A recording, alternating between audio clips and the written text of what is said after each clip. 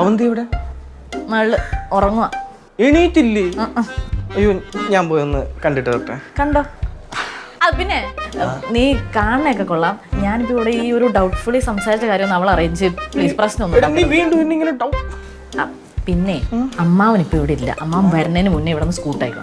അമ്മാവനില്ല. എന്നാ ഞാൻ പോയി കണ്ടിട്ട് വരാം. പോട്ടെ. എന്റെ കാര്യം എന്ത് കഷ്ടം, ഒന്നും മനസ്സിൽ വെക്കാൻ പറ്റില്ല. അവനെങ്ങാനും ഇനി അവളുടെ അടുത്ത് പോയി പറയൂ. ചന്ദ്രവുമായി വരുന്ന ശ്യാം.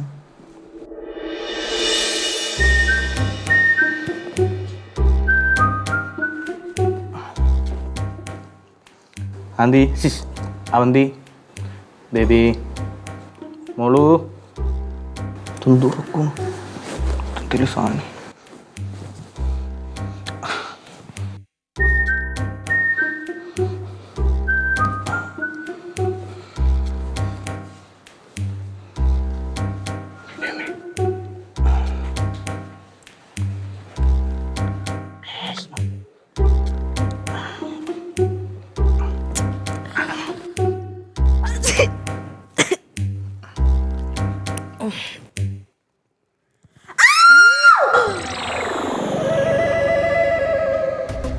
അവന്തി, അല്ല അവളൊന്ന് തുമ്മിയതാ. അല്ല തുമ്മിട്ട് ഇങ്ങനെ പെട്ടെന്ന് ബോധം പോയി.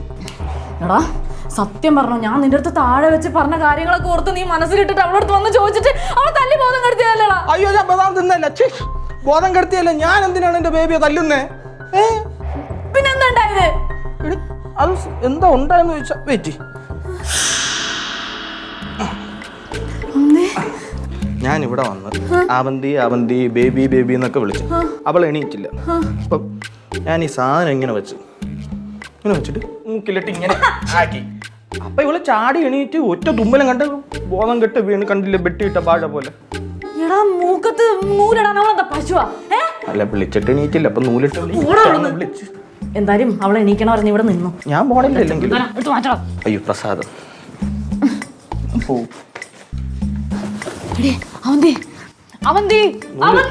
നൂല് വേണോ?